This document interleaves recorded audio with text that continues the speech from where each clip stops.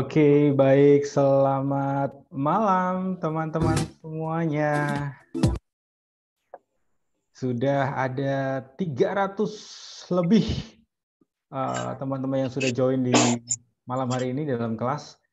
Kita pendaftarannya membludak untuk sesi keempat kali ini. Luar biasa. Saya memberikan apresiasi yang luar biasa buat teman-teman sekalian yang dengan penuh semangat sudah datang, sudah hadir di seminar kali ini. Oke, baik, saya ingin menyapa dulu teman-teman. Assalamualaikum warahmatullahi wabarakatuh. Selamat malam. Selamat datang di weekly seminar Rise 1.0 Learning to Unlearn. Selamat datang sekali lagi untuk teman-teman semuanya. Dan perubahan pasti terjadi teman-teman. Ada dua respon, Anda mau berubah atau Anda akan punah. Jadi ada banyak cara untuk bertahan, salah satunya adalah dengan manajemen inovasi. Dan bagaimana manajemen inovasi ini mampu membantu banyak organisasi untuk tetap bertahan. Kita akan mendengarkan sesi kali ini ngomongin tentang gimana sih cara membuat manajemen inovasi bisa berjalan dengan baik di dalam organisasi teman-teman, di bisnis teman-teman, ataupun di startup teman-teman semuanya. Baik, malam hari ini kita akan membahas seminar kita dengan tema Managing the Inevitability of Change with Innovation Management dengan narasumber Bapak Dr. Hargo Utomo MBA MCOM dan kemudian ada juga Bapak Ahmad Yuniarto. Kemudian kita juga akan didampingi oleh moderator cantik kita Ibu Rida Basuki. Acara ini teman-teman terselenggara atas kerjasama dan dukungan dari Universitas Gadjah Mada, UGM Teknopark, Inovatif Academy, Gama Inovasi Berdikari, Gama Multigroup, dan supported by Suara Gama FM dan Jogja Family, organized by Suara Gama Training Center. Perkenalkan teman-teman, nama saya Gideon Surya, saya selaku Head of STC, Suara Gama Training Center yang akan memandu jalannya acara pada malam hari ini sebagai MC. Dan pertama-tama saya ingin menjelaskan dulu teman-teman, apa itu RISE 1.0 Learning to Unlearn. Supaya bagi teman-teman yang baru join pertama kali, ini minggu keempat kita mengadakan seminar ini, dan saya ingin ulas sedikit saja tentang apa itu RISE 1.0. RISE adalah sebuah singkatan teman-teman yang terdiri dari resilience, kemudian I-nya integrity, S-nya scale up, dan kemudian E-nya entrepreneur mindset. Yang di dalam arti tersebut, sebagai seorang pengusaha, sebagai seorang startup, kita harus punya jiwa yang tangguh, kemudian punya integritas yang tinggi, dan juga mampu mengembangkan bisnis kita, tapi lebih kepada membangun sistem di dalamnya. Dan terlebih kita harus mempunyai yang namanya mental seorang pengusaha. Dan kenapa 1.0? Karena mimpi kita teman-teman ada yang namanya nanti, ada session kedua, atau musim kedua, 2.0, 3.0, dan seterusnya. Lalu kemudian learning to unlearn. Apa itu artinya learning to unlearn? Learning to unlearn itu ngomongin tentang sebagai seorang pengusaha teman-teman, sebagai seorang mahasiswa ataupun kondisi Anda sekarang, Anda harus tetap belajar apapun yang terjadi supaya tetap bisa bertahan di era-era perubahan zaman sekarang ini. Lalu juga Anda juga harus meng-unlearn atau membuang atau meninggalkan hal-hal yang mungkin dulu Anda sudah pelajari. Karena apa? Hal-hal yang mungkin beberapa yang sudah Anda pelajari dahulu sudah tidak relevan lagi yang untuk bisa dilakukan kali ini. Mungkin dulu berhasil, tapi sekarang sudah tidak berhasil. So hal-hal tersebut silahkan di-unlearn atau di-del atau tinggalkan saja. Oke, baik teman-teman. Nah, saya ingin menjelaskan juga sedikit rundown. Kita akan dimulai oleh pembukaan oleh saya sendiri, kemudian nanti dilanjutkan dengan talk show dengan moderator dan para narasumber kita. Habis sesi talk show, kemudian akan ada sesi tanya jawab. Nah, teman-teman di dalam sesi talk show tadi, kalau semisal teman-teman ingin bertanya, monggo silahkan gunakan kolom Q&A yang ada di bagian bawah. Silahkan klik, kemudian silahkan ketikkan pertanyaannya. Supaya apa? Supaya nanti ketika saya tanya jawab Anda sudah tidak tidak lupa. Oke, ataupun kalau Anda yang pengen kemudian memang langsung pengen bertanya, nanti pas sesi tanya jawab silahkan gunakan raise hand. Oke, raise hand supaya nanti moderator dan saya juga bisa melihat siapa yang raise hand, terus kemudian kami memberikan kesempatan untuk Anda bertanya secara langsung tentang pertanyaan Anda. Oke. Lalu kemudian di akhir acara ini teman-teman akan ada link presensi. Jadi akan dibagikan link presensi evaluasi yang akan dibagikan di kolom chat nanti sesi terakhir penutupan akan dibagikan. Nah, link ini fungsinya apa? Untuk menuliskan nama, email Anda, kemudian evaluasi. Yang di mana nama dan email Anda akan kami gunakan untuk membuat sertifikat buat Anda. Karena ini nanti akan ada kan juga teman-teman akan dapat sertifikat. Nah, sertifikat itu akan bisa didapat ketika Anda mengisi form evaluasi yang nanti akan ditampilkan di akhir sesi, akhir acara. Baik. Nah, saya akan memperkenalkan juga teman-teman moderator malam hari ini, moderator kita yang akan menemani kita kurang lebih sampai jam 9 nanti. Beliau adalah Ibu Rida Basuki atau biasa dipanggil Ibu Rida. Beliau adalah seorang public speaker handal yang juga mempunyai banyak pengalaman memanage beberapa perusahaan, tetapi dalam hal marketing dan juga SEM. Terus kemudian beliau juga dikenal sebagai seorang TV presenter, dan sekarang Ibu Rida Basuki ini adalah Direktur Utama dari PT Gama Inovasi Berdikari, GIB. Dan tanpa panjang lebar lagi, teman-teman, saya ingin serahkan kepada Ibu Rida. Monggo, silahkan Bu Rida untuk memandu acara kita. Ya, selamat malam Mas Gideon. Terima kasih sekali atas waktunya untuk saya. Dan selamat malam semuanya. Saya bangga sekali malam hari ini saya didapuk ya. Didapuk bahasa Indonesianya dapat amanah untuk jadi moderator dari para narasumber kita yang luar biasa pada malam hari ini. Kenapa saya bangga? Karena ternyata kalau dari grafiknya nih, peminat RISE itu dari sesi to sesi ternyata gradually bertambah terus. Dengan semangat RISE-nya nih, resilience, kemudian integrity, yang mendasari entrepreneur kita yang join pada malam hari ini, kemudian ready to scaling up dan grab entrepreneur mindset, itulah yang membuat saya bangga sehingga teman-teman yang join, para webinars yang join di RISE tentunya harapannya tetap bersemangat untuk tetap berjuang demi kebangkitan Indonesia. Baik, terima kasih. Malam hari ini saya akan memoderatori tema RISE, Managing the Inevitability of Change with Innovation Management. Apa sih sebenarnya tema ini dan siapa nanti narasumber yang akan membantu kita untuk learning more tentang inovasi apa yang harus kita perjuangkan terus-menerus. Yang pertama adalah Dr. Hargo Utomo. Beliau ini Direktur dari Pengembangan Usaha dan Inkubasi Universitas Gadjah Mada. Dalam hal inovasi, beliau salah satu yang didapuk oleh Universitas Gadjah Mada untuk melakukan banyak perubahan di lingkup universitas dan tentunya harapannya memberikan efek untuk bangsa ini. Dan yang kedua adalah Pak Ahmad Yuniarto. Pak Ahmad Yuniarto sebagai seorang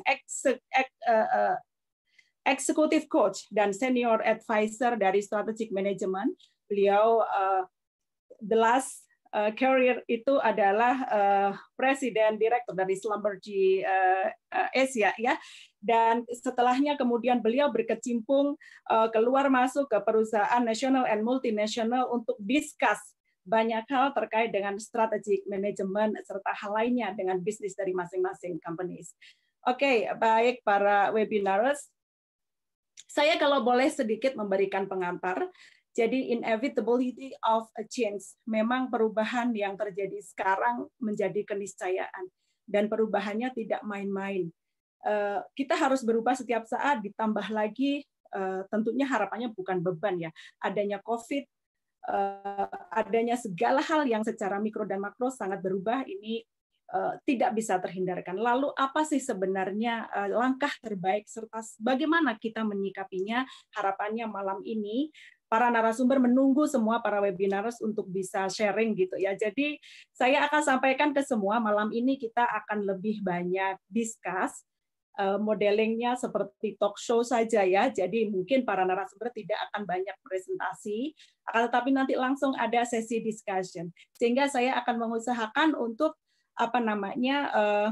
memberikan ruang yang lebih banyak untuk para webinars, raise your hand, tetapi kita berusaha untuk bisa mengupasnya sebaik mungkin. Dan kalau berbicara tentang inovasi, tentu berbicara tentang proses and change, baik untuk produk, proses bisnis maupun inovasi organisasi.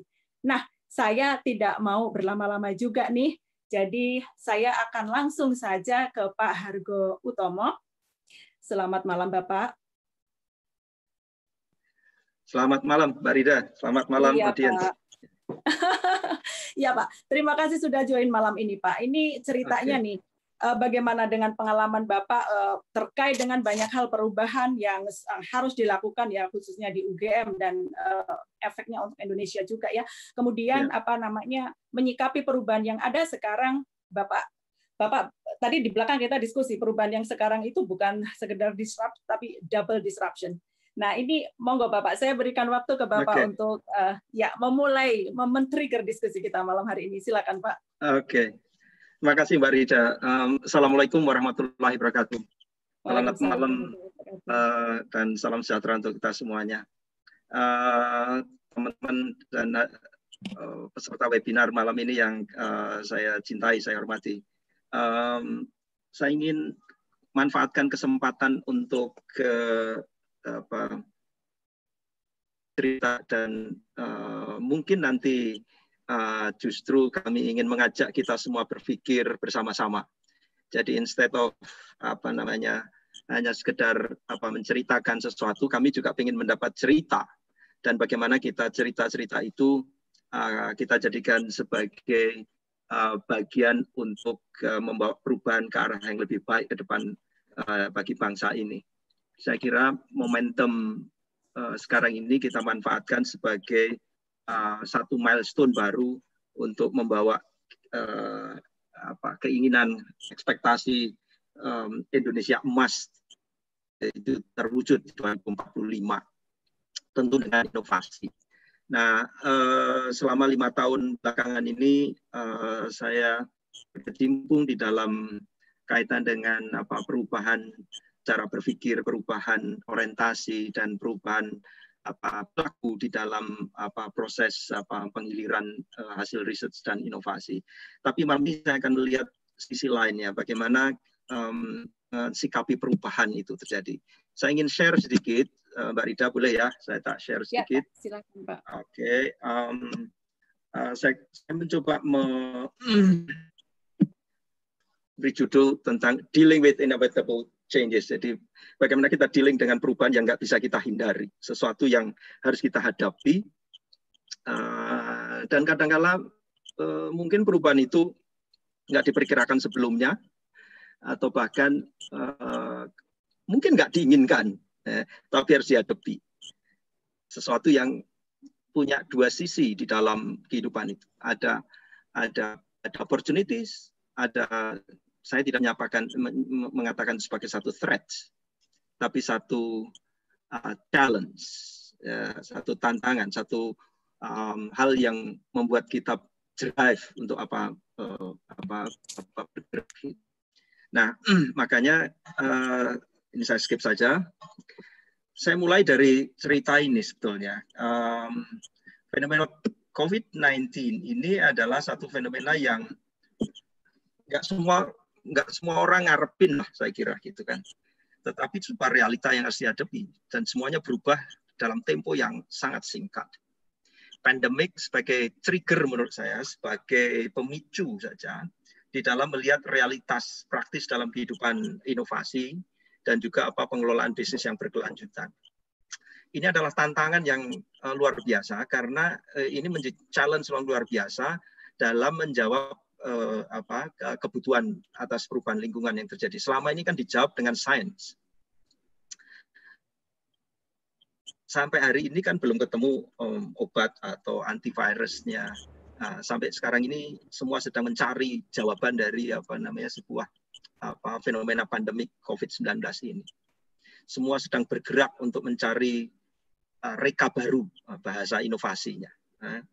Semua bergerak untuk mendapatkan dalam tanda petik solusi atas pandemik itu.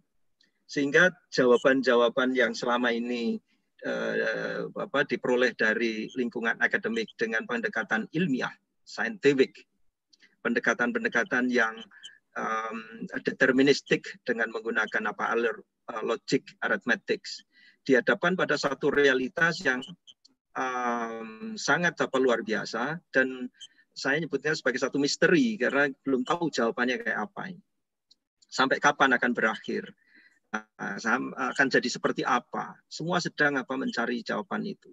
Pendekatan aritmetik logik yang selama ini digunakan sebagai basis untuk membuat pemodelan, membuat kalkulasi di dalam menyelesaikan satu permasalahan dan pengambilan keputusan dengan menggunakan model dengan simplifikasi arithmetics. Nggak sepenuhnya atau belum sepenuhnya bisa menjawab tentang perubahan yang terjadi. Hal yang menarik adalah fenomena ini seolah-olah membalikkan sebuah realitas dalam bidang kehidupan ekonomi, social, politics, cultures, hampir semua sektor. Isu tentang social and physical distancing ini kan kontradik dengan dorongan orang untuk bersilaturahmi, membangun network. Hari ini kita ketemu dengan 400-an lebih participants. It is nonsense untuk ketemu dalam waktu yang pendek, mengumpulkan orang dari Medan, Kalimantan, dari Jakarta, dari Denpasar, hanya dalam tempo yang singkat. Hari ini kita bisa terbang dari Sumatera sampai Kalimantan dalam ruangan yang tidak terlalu luas.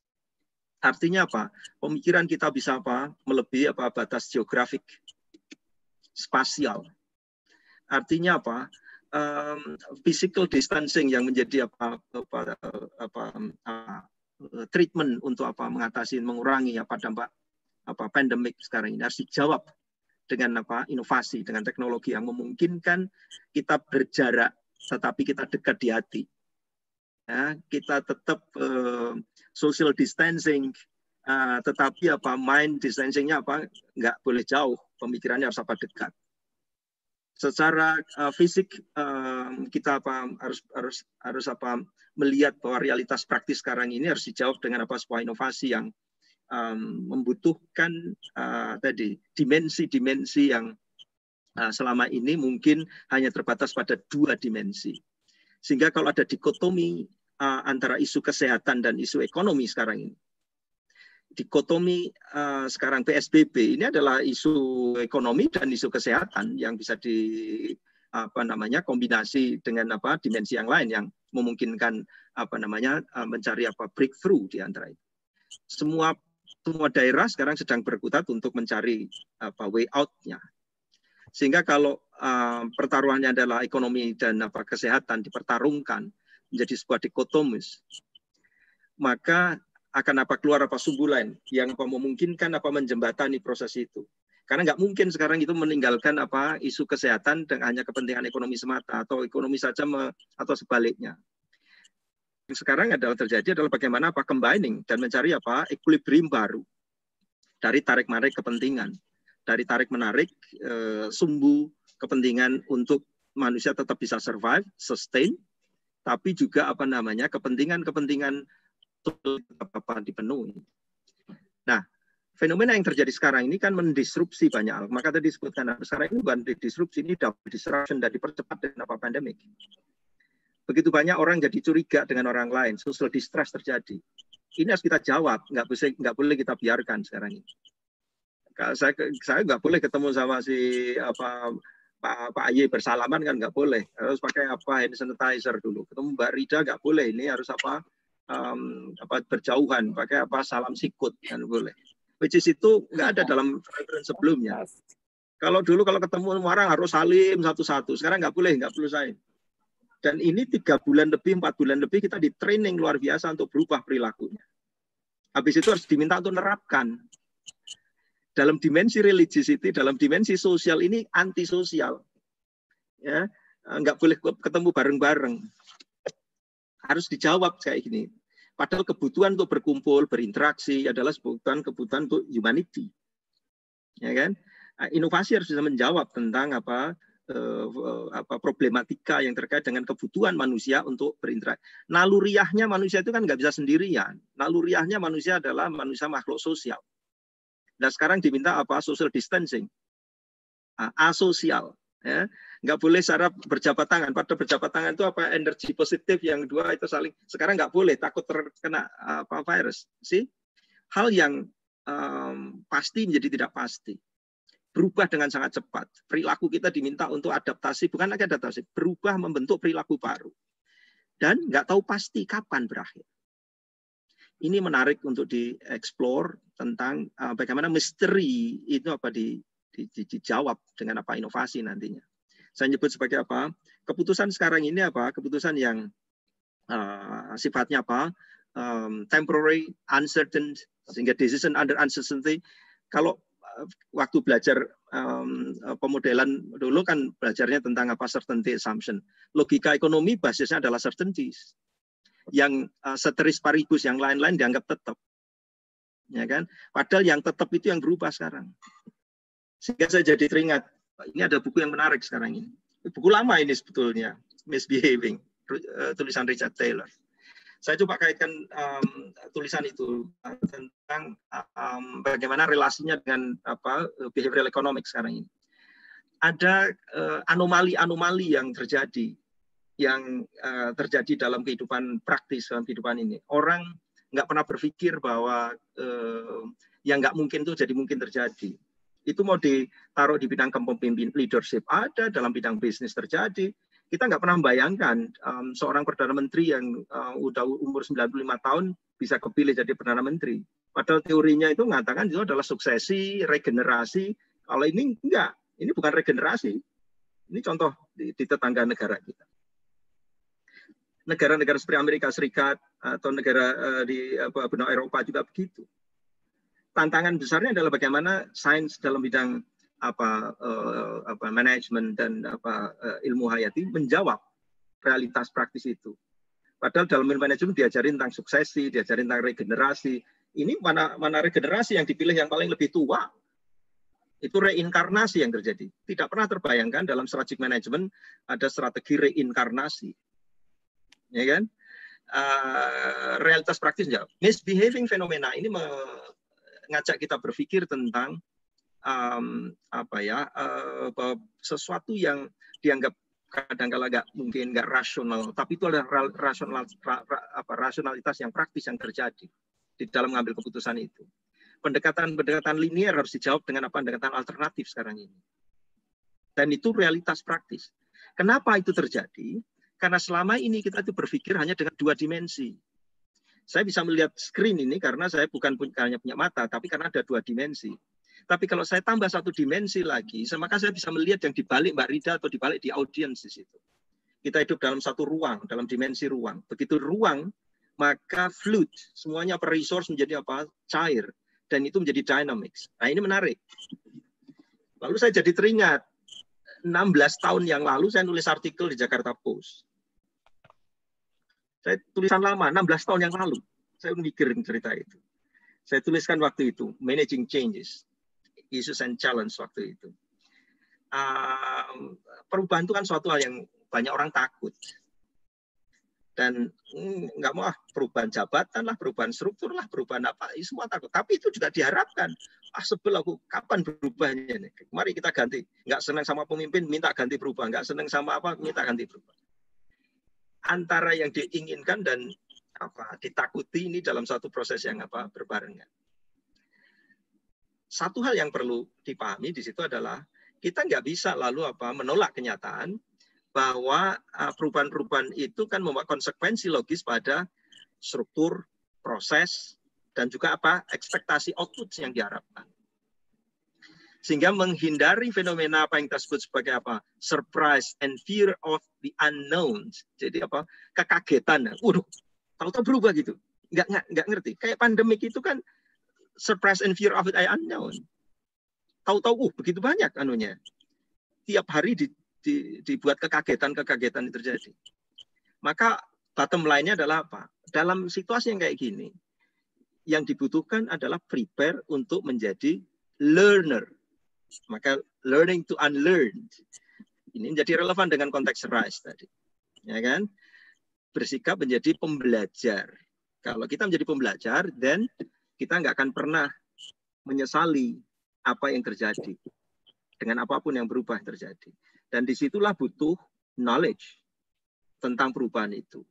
Butuh skills. Dan yang jauh lebih penting, itu butuh wisdom. Dan perilaku yang muncul adalah perilaku wise. Bijak dalam memahami urgensi perubahan melalui inovasi. Inovasi itu bisa destruktif. Bisa sangat disruptif. Bukan lagi destruktif, tapi bahkan disruptif. Dan sekarang jadi hot topic.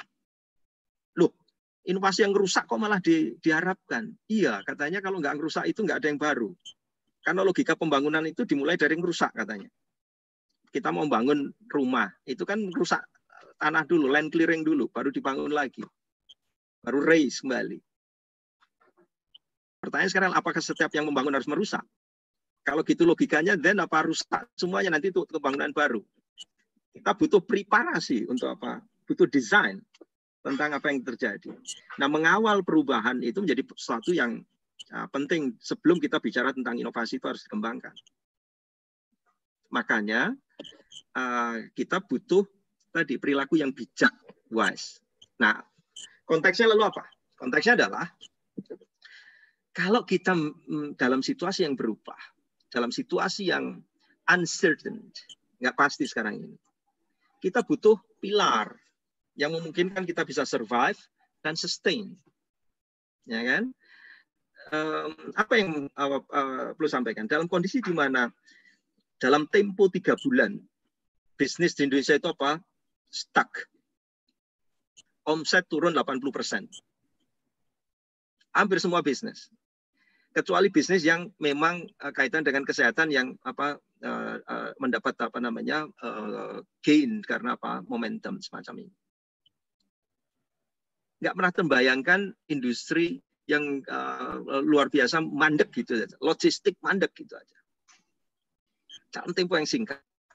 Nggak pernah bayangkan negara di dunia, nggak cuma di Indonesia, menghadapi situasi semacam logika supply chain yang dibayangkan dalam theoretical itu apa? Stuck dalam apa? Tempo yang singkat.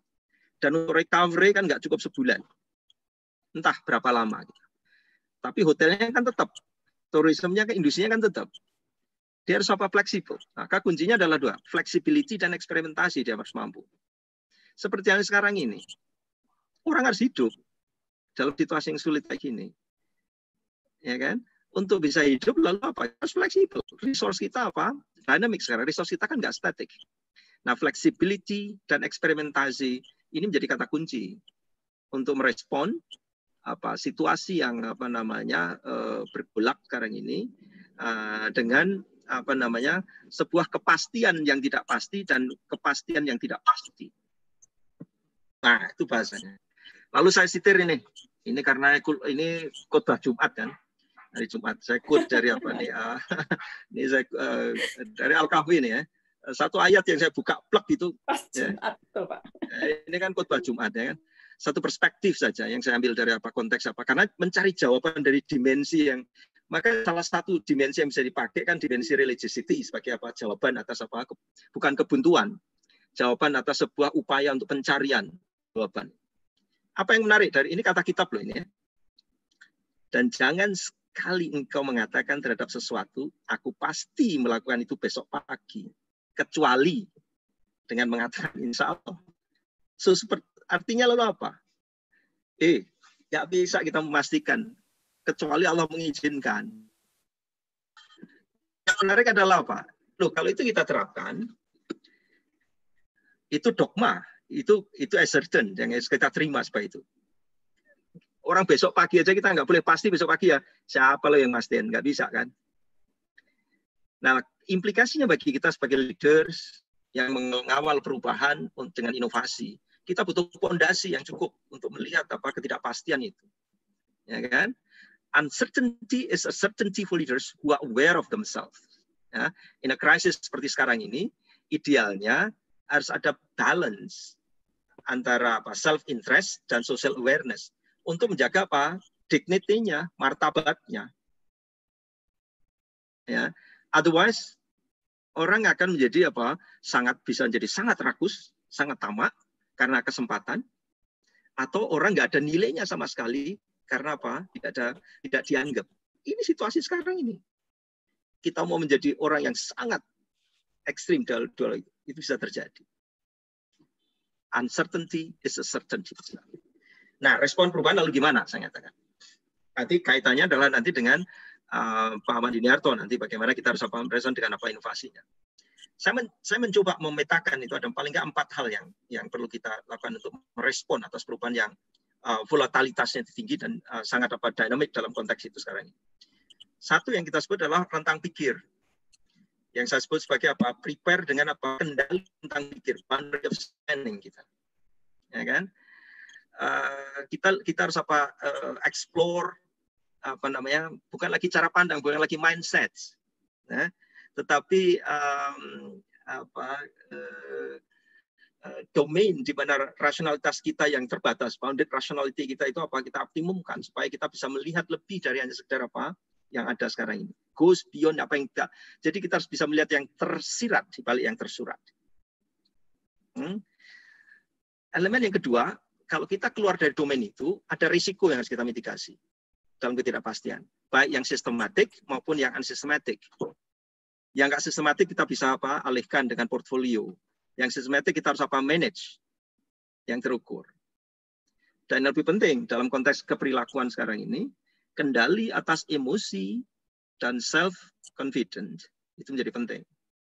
Karena bisa floating, orang terbawa arus, semua apa ngikut, oh PSBB sekarang buka, lalu semua apa euforia bahwa seolah udah nggak ada COVID. Lalu seorang apa bebas kemana-mana dan nggak proteksi. Orang bisa lupa. Karena apa? Euforia yang membuat orang apa lalu menjadi careless. Lalu menjadi orang menjadi over optimism. Optimisme yang berlebihan terhadap situasi. Bisa jadi. Karena emosi dan apa terlalu percaya diri dengan apa nggak pakai masker misalnya. Ya. Nah, ini harus kita pikirkan. Yang keempat, ke depan harus kita pikir dengan persistence behavior-nya. Keteguhan dalam bertindak. Nah, dari 4 ini kita butuh apa? Alignment, penyelarasan ritme dan ekspektasi. Sehingga inovasi menjadi kata kunci untuk apa menjawab itu kalau itu selaras dengan apa yang dipikirkan, apa yang dikerjakan dengan risiko yang terukur agar perilaku yang deterministik ini apa bisa terwujud. Padahal situasinya kan sekarang ini apa volatile. Ya. Cara jalannya kan deterministik, jalan terus gitu ya. Menapaknya itu. Ya kan? Nah, untuk itulah maka kapasitas absorptif saya nyebutnya. Untuk menghadapi perubahan ini dibutuhkan baik pada level individu maupun organisasi. Nggak bisa sendiri, makanya harus barengan. Kita ngajak audiens sekarang ini tuh berpikir. Yuk kita berpikir yuk, apa yang bisa kita lakukan dengan Kalimantan, dengan Denpasar, dengan Medan, dengan Jakarta, dengan Bandung. Sekarang ini kita ngobrol dengan teman-teman dari banyak kota. Artinya apa? Kita fight bareng, kita bergerak bersama lewat inovatif, reka baru. Tapi harus tahu domainnya, tahu ekosistemnya, ya kan? Di mana kita harus bergerak. Universitas sekarang ini, Mbak Rida dan teman-teman dengan Suara Gama, dengan GIP, ini hanya mediasi aja. Yuk kita gunakan sebagai media. Jangan ini universitas punya Indonesia, nggak cuma orang Jogja. Ini harus kita miliki untuk semuanya. Yuk kita berbagi, kita ajak berpikir semuanya, ya kan? Nah, kita mediasi dengan teknologi sekarang ini sebagai apa? Katalis. Karena nggak mungkin kita kerja sendiri. Katalis itu apa? Numbuh kembangkan inovasi. Nah, nanti kita ceritakan nanti inovasi yang kayak apa sih, Pak? Nah, nanti Pak Ahmad Yuniarto akan ceritakan. Mau yang dari high end atau low end, mau yang teknologi tepat guna atau high end. Ini semua sektor butuhkan. Mau cerita sektor apapun butuh. pertanian, perhubungan, semua sektor, ya kan? Dan yang menarik adalah apa? Semua itu basisnya research, nggak bisa hanya dasar dari apa namanya bertapa di laut selatan lalu dapat ide, nggak bisa gitu ya. Harus apa, doing research, market kita capture, funding kita drive, ya kan? Jadi nggak bisa semua mengandalkan perbankan. Sekarang nyari kredit perbankan ya susah. Hari gini semua ngerem. Pertanyaan kalau gitu gimana pertumbuhan kalau nggak ada fundingnya? Ya public private funding kan di luar perbankan kan jauh lebih gede. Nah, kita harus berkreasi, kita harus punya inovasi untuk selling ideas. Kita harus ikut pitching untuk menarik private investor yang kalau hanya mengandalkan satu sumber konvensional tentu nggak akan survive dalam era sekarang ini. Ya kan, semua lagi pegang duitnya semua, ya. Nah, makanya sebagai penutup, kalau saya boleh simpulkan di sini, maaf agak panjang ini. Ya, Pak. Managing changes dalam situasi yang dinamik seperti sekarang ini akan lebih banyak bertumpu pada ekstrapolasi aspek keperilakuan, termasuk keperilakuan ekonomi. Selama ini orang hanya berpikir tentang hubungan antar supply and demand dengan logika aritmetik, lupa ceteris paribus itu. Kalau hal-hal lain dianggap tetap. Nah, hal-hal yang dianggap tetap itu sekarang enggak tetap. Bayangkan kalau modelnya itu regresi berganda, sekarang variabel random error-nya tambah gede. Itu akan jadi sangat kompleks modelingnya, ya kan? Nah, makanya pengambilan keputusan akan bertumpu pada kemampuan mengolah intuisi, saya nyebut sebagai olah seni, ya. Terutama dalam mengelola ekspektasi, dan handling ego dalam meraih peluang tadi. Maka tadi kalau saya katakan ini kesempatan orang mau jadi rakus atau orang nggak ada nilainya sama sekali, maka kita harus balancing di situ. Dan satu lagi, kita harus jeli di dalam mengambil peluang ini dan berani ngambil keputusan. Apapun harus berani ngambil keputusan. Kalau enggak stuck, ya kan? Dalam situasi yang tidak pasti selalu ada kepastian lewat inovasi. Tapi risikonya ada, ya terukur. Jangan bonek lah, ya kan? Tetap harus terukur. Managing ekspektasi menjadi sesuatu yang harus kita drive sebagai pemicu untuk apapun bentuk inovasi yang akan kembangkan untuk itu. Nah, kira-kira gitu, Mbak Rica. Ini respons yang terus saya jawab. Ya, baik. Waktu saya kembalikan ke Mbak Rica. Ya, Pak Argo. Ya. Terima kasih sekali, Pak. Luar biasa materinya. Ternyata memang 2 dimensi bisa ditambah 1 menjadi 3 dimensi. Jadi ada beberapa hal yang kita harus yakini. Kayak insya Allah itu mestinya saya juga mengucapkan insya Allah, Pak. Insya Allah itu kalau dengan teman menjawab insya Allahmu 95% atau 5% iya. Jadi kalau kita mengucapkan insya Allah mestinya dengan semua keyakinan 95% harus iya, begitu ya, Pak. Nah, ini ya terima kasih sekali, Pak. Pak Hargo sudah membuka pikiran kita bagaimana kita menghadapi perubahan yang luar biasa ini. Memang ternyata ada kunci-kunci di sini ya, intuisi, art, dan kita harus handling ego kita pilih jadi orang yang tertinggal atau sangat rakus. Jadi di antaranya itu yang kita pilih. Nah, ada rumus-rumus tadi yang Bapak berikan. Memang tentunya mudah-mudahan ada event momen-momen lagi, sesi-sesi lagi di mana kita bisa perdetail gitu Pak, dari semua yang ada eksperimentasi, flexibility, kemudian pilar-pilar tersebut bagaimana membuat kita bisa survive. Tentunya nanti per bagian ini kalau kita explore masih panjang lagi. Tapi karena malam ini sangat singkat para webinarers, jadi saya mohon maaf juga mungkin para narasumber juga tidak bisa berbicara banyak malam hari ini. Nah, saya akan lanjut kepada Pak Ahmad Yuniarto bagaimana beliau akan memberikan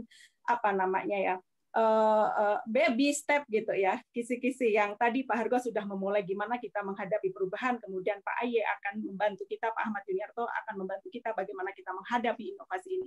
Tetapi sebelumnya para webinaris, saya mohon izin untuk menyapa beberapa para struggle entrepreneur gitu yang kami sudah cukup kenal dari UGM, mungkin hadir di webinar ini. Jadi ada inovator-inovator, semua bidang harus berinovasi. Dan ada Dio dari Kalikesia. Nah, Kalikesia ini mencoba juga struggle di inovasi teknologi untuk kebutuhan profesional kesehatan. Nah, kemudian ada juga Pak Andi dari Butimo. Pak Andi ini sudah menemukan dan riset itu sekarang dalam proses bisa dimanfaatkan untuk kemajuan bangsa. Pak Andi mencoba menciptakan mesin berteknologi untuk batik gitu ya. Kemudian ada Ferry dari Potensiap. Nah, ini Mas Ferry ini membuat platform mentoring untuk pelajar SMA dan mahasiswa. Saat ini kebutuhan pembelajaran di dunia pendidikan juga sudah disrupt. Jadi harapannya sangat bagus. Kemudian ada Mas Yohanes yang juga membangun digital platform untuk museum, government, layanan publik, dan lain sebagainya. Dan satu lagi ada Pinter ID untuk membantu siswa vokasi mendapatkan pekerjaan. Nah, disruption digital juga terjadi. Saya juga kalau boleh menyebutkan lagi satu yang ini sudah namanya banter sudah cukup teruji di dunia startup entrepreneurship di area kita ya. Jadi Banter ini startup yang memiliki aplikasi Android yang sebenarnya fokusnya membantu peternakan di desa-desa. Socio entrepreneurship menjadi salah satu misi dari UGM memang. Jadi bantu ternak juga salah satu pengemban amanah dari itu. Nah, bantu ternak membantu melalui pendanaan, kemudian karena bisnisnya bisnis daging ya, ini di masa jual korban juga sudah melakukannya secara online. Kemudian di tengah pandemi ini bantu ternak juga memberikan solusi agar dengan ini salah satu contoh disruption digital needs juga ya.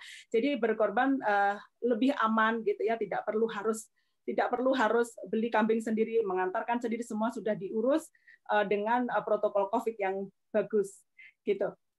Akan dikirimkan ke alamat. Kok saya jadi malah kayak promosi? Tidak, tapi maksud saya ingin menyampaikan inilah inovasi yang bisa dilakukan dan dengan niat baik gitu ya, dan dengan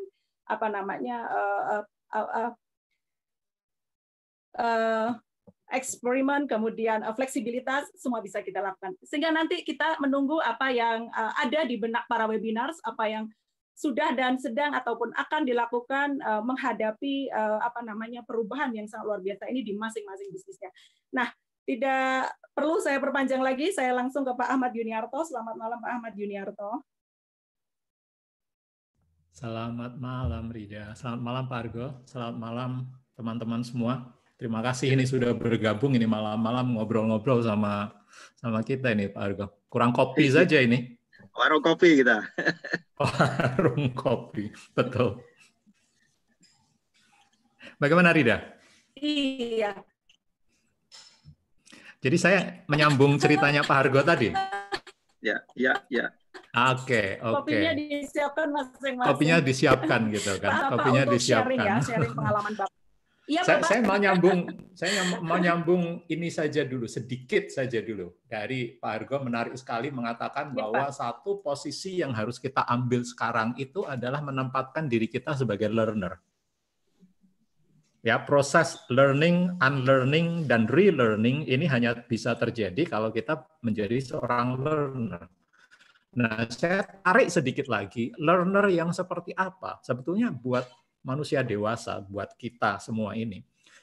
Salah satu cara belajar yang paling ampuh, dan ini juga praktek dari resepnya Pak Argo tadi, ini sebetulnya adalah reflective learner. Dari siklus belajar tadi, dari siklus mengalami dan melakukan, harus ada fase di mana kita merenung, di mana kita mengendapkan pengalaman-pengalaman kita, di mana kita memproses apa yang kita observe, apa yang kita cerna, apa yang kita lihat di sekeliling kita.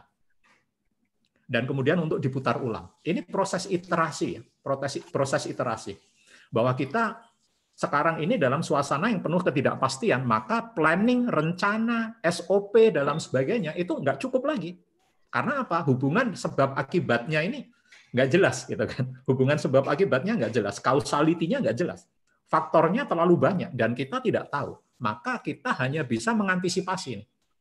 mengantisipasi ini dengan cara mengidentifikasi kira-kira alternatifnya apa yang bisa dicoba gitu, dan tidak dilakukan sendiri, memerlukan orang lain, kerjasama. Nah, setelah mengantisipasi apa yang harus dilakukan, eksperimen. Karena kita belum tahu ini, coba itu, beradaptasi, adjust, kemudian refleksikan, direnungkan, diendapkan, what works, what doesn't work. Nah, kemudian dilihat dengan sudut pandang yang berbeda, reframe. Kemudian dipersepsikan dengan cara yang berbeda juga. Ini asumsi saya tadinya apa ini? Kok ternyata setelah dicoba begini? Pilihan saya apa? Nah, kemudian apa? Masuk lagi. Oke, kita antisipasi lagi cara-cara yang baru. Nah, malam ini juga sebetulnya adalah proses di mana kita semua menjadi reflective learner, kan? Bagaimana kemudian kita mengendapkan menjadi bijak itu tadi yang dikatakan Pak Hargo, untuk menjadi bijak di dalam mengambil keputusan, bijak di dalam melakukan inovasi, bijak di dalam menentukan langkah. Kita tidak bisa masuk ke wilayah yang bijaksana kecuali kita mau menyengkajakan diri untuk melakukan refleksi, ya, untuk berkaca, untuk merenung dan mengendapkan pengalaman kita.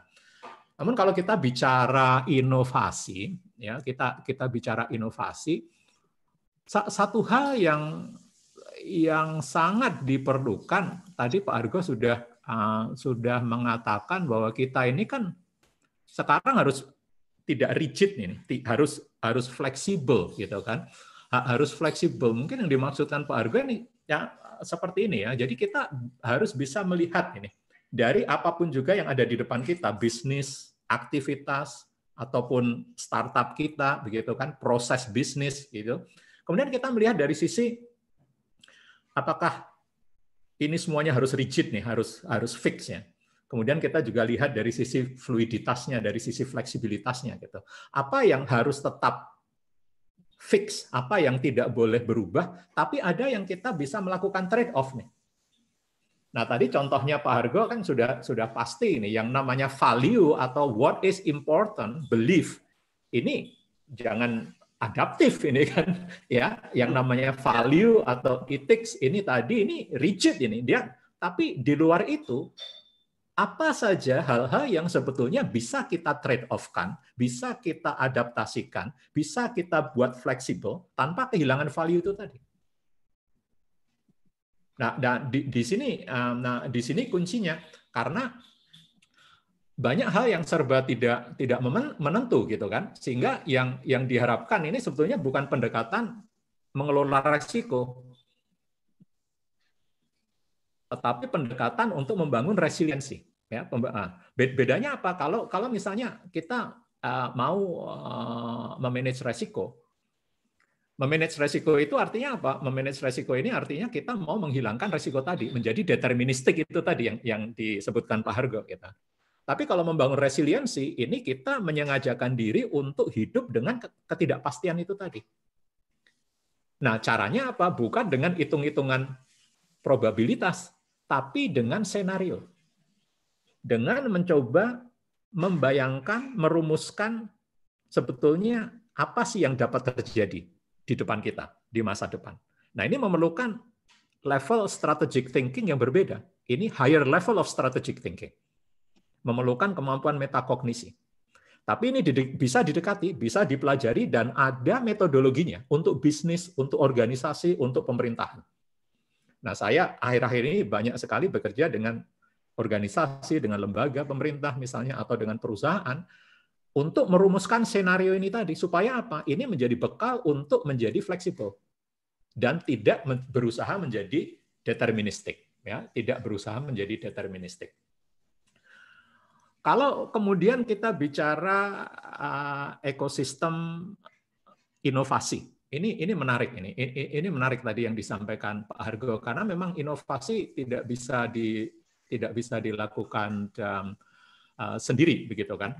Nah, kalau kemudian kita mencoba untuk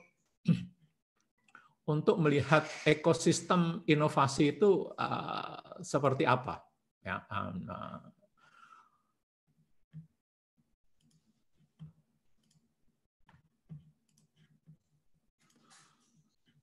Nah, kalau kita kemudian melihat inovasi ini sebagai satu value chain, ya, value chain of innovation, mulainya dari ide sampai ke produk, sampai ke commercial product gitu kan, kalau kita menghasilkan produk ya, apakah produknya itu jasa, apakah produknya itu benar-benar barang gitu kan.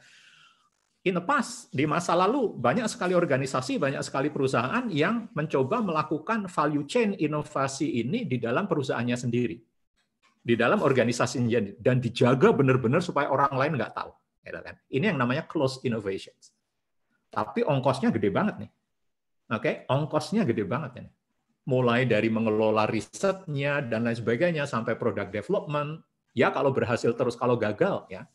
Nah, funnel dari inovasi ini dikelola sendiri semua, orang lain nggak terlibat. Ini namanya closed innovation. Sudah nggak masanya lagi seperti itu. Ya, sudah tidak masanya lagi kita mengelola inovasi ini dengan model closed innovation. Nah, kemudian yang diperlukan adalah upaya-upaya untuk melihat kemungkinan memanfaatkan ekosistem yang ada. Tidak hanya diri kita sendiri, tidak hanya perusahaan kita sendiri, tidak hanya kelompok kita sendiri, tapi coba deh, kita lihat di luar kita. Ada apa saja? Mereka melakukan apa? Bisa masuk, bisa digabungkan, bisa melengkapi yang kita lakukan atau tidak. Sehingga kita menggabungkan antara internal dan eksternal ekosistem untuk menumbuhkan inovasi. Nah, ini yang menarik, menjadi open innovations. Apakah sudah dilakukan? Sudah. Banyak sekali contoh. Salah satu perusahaan besar yang shifting dari closed innovation model menjadi open innovation model itu adalah Microsoft. Yang dilakukan oleh Satya Nadella itu sangat-sangat berbeda pendekatannya dengan Steve Ballmer. Misalnya, Steve Ballmer itu, dan sejak sebelum dia, Microsoft itu semuanya adalah kita kerjakan sendiri, kita tahu ilmunya, kita produksi sendiri. Forget about other people. Maunya kita, semua orang pakai produk kita. Tapi kita jaga benar-benar nih, dengan paten, dengan apa, dan lain sebagainya. Gitu kan. Mereka juga benci open source. Kenapa? Karena open source itu adalah open innovations, gitu kan, memanfaatkan ekosistem. Sedangkan Microsoft operating systemnya semuanya unik dan eksklusif. Kecuali kita beli lisensinya, kita nggak bisa pakai. Sehingga dulu Steve Ballmer ini memusuhi Linux. Salah satu yang dilakukan pertama kali, artinya dalam waktu 2 tahun pertama Satya Nadella menjadi CEO, meluncurkan program yang namanya Microsoft Love Linux. Jadi salah satu arahan Satya Nadella adalah Microsoft nggak bisa lagi kayak gini. Karena kalau kayak gini, kita menjadi bagian dari masa lalu. Masa depan ini tidak seperti ini. Sehingga ayo, kita lihat keluar, jangan semuanya harus dipikirkan sendiri. Kalau ada orang lain yang lebih pintar dari kita, kerjasama saja. Makanya mereka kerjasama dengan Linux, kerjasama dengan startup lain, misalnya dengan penyedia teknologi lain, mereka masuk ke cloud, right? Itu adalah upaya mereka untuk terus mengembangkan inovasi, tetapi tidak dilakukan sendiri. Fujitsu adalah perusahaan teknologi yang punya paten paling banyak di Jepang. Semuanya dikembangkan sendiri. Close innovations. Beberapa tahun yang lalu mereka memutuskan nggak cukup lagi. Kita harus keluar nih.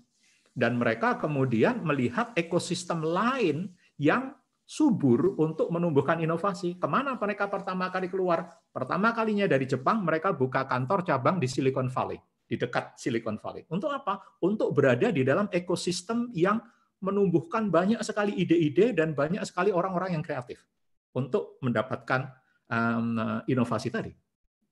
Nah, dalam konteks ini untuk teman-teman yang di luar yang punya ide dan lain sebagainya, jangan pernah berpikir bahwa harus mengembangkan ide tadi menjadi produk sendiri gitu kan. Karena tadi yang diceritakan Pak Argo, diceritakan Rida dengan ekosistem di UGM untuk mendukung inovasi, ada Inovatif Academy, kemudian ada Teknopark, kemudian ada perusahaan yang dikomandani oleh Rida, Gama Inovasi Berdikari gitu kan.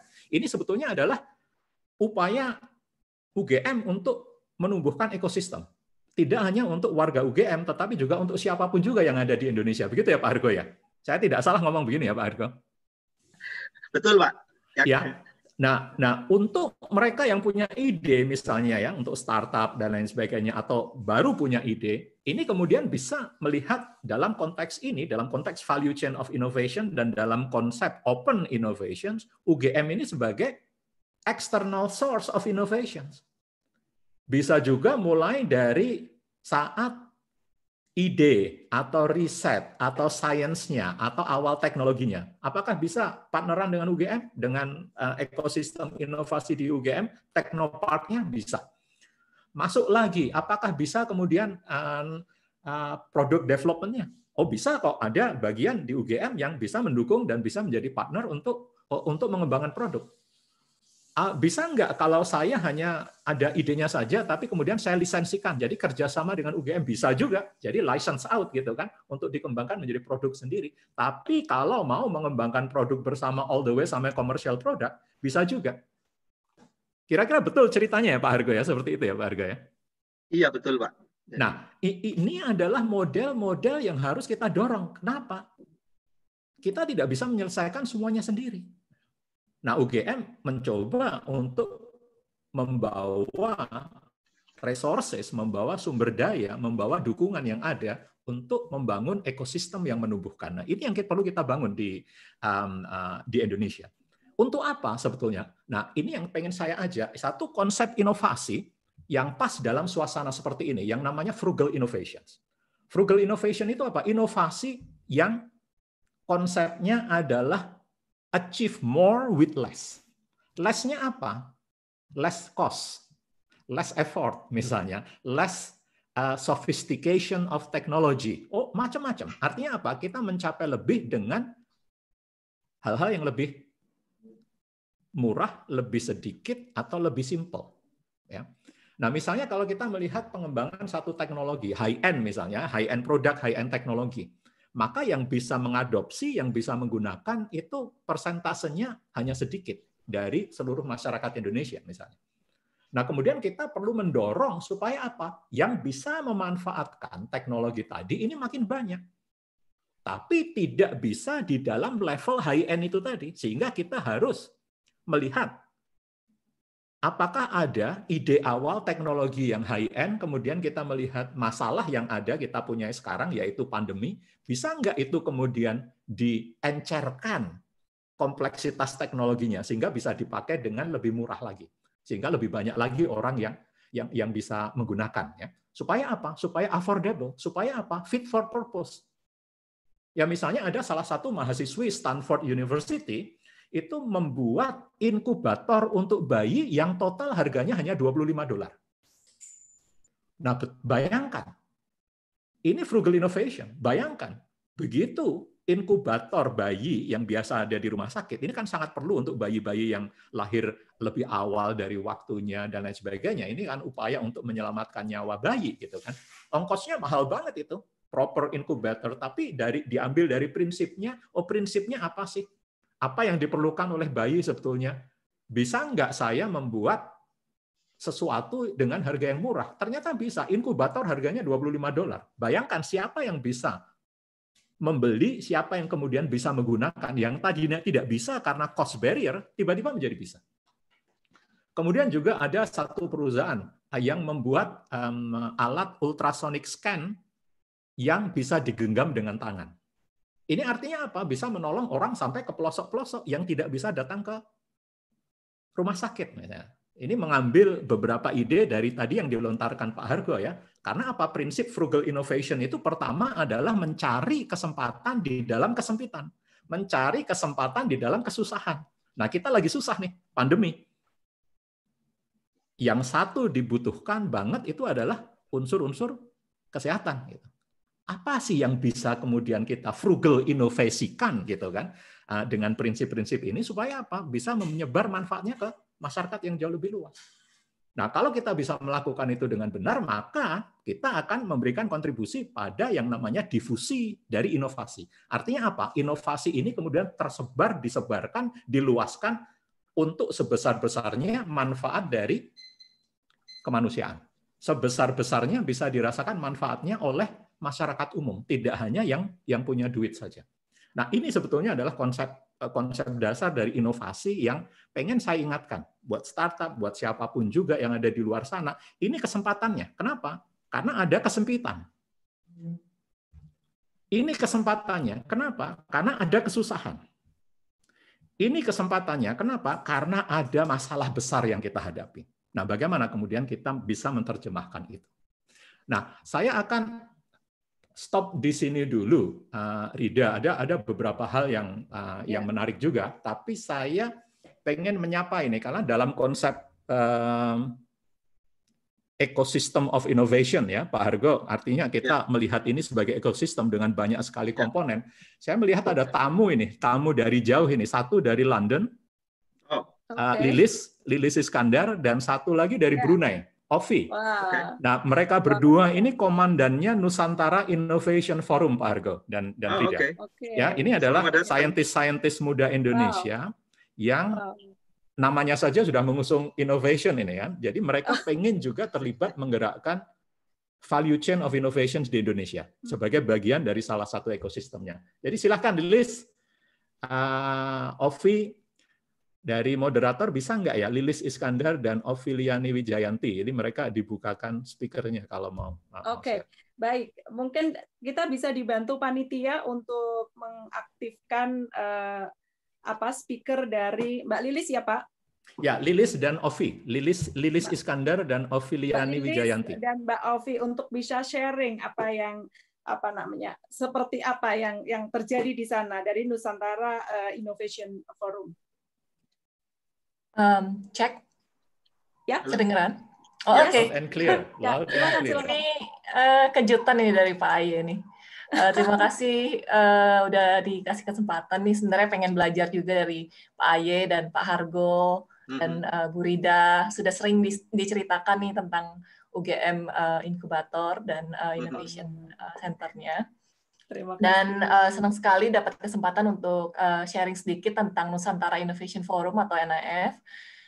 Jadi seperti yang Pak Aye katakan, kita ini kayak forum inovasi, kumpulan para researcher, professionals, students, dan apapun sih sebenarnya bidangnya. Jadi kita cukup diverse, yang kita memiliki visi yang sama intinya yang menyatukan kita, yaitu kita ingin mempush research-based innovation menjadi lebih lebih bermanfaat, menghasilkan impact gitu. Karena yang mendorong kita mengapa kita membentuk ini pada awalnya adalah kita melihat banyak sekali permasalahan yang ada di Indonesia yang sebenarnya bisa kita approach satu persatu, dan kita memiliki sumber daya manusia yang cukup baik gitu. Sebenarnya dari talenta saya sendiri sekarang mahasiswa S3 di King's College London, dan Ovi dulu juga S2 di London, dan teman-teman kita yang lain juga banyak diaspora students yang ada di luar. Kita lihat talenta masyarakat Indonesia ini sangat luar biasa, sangat besar.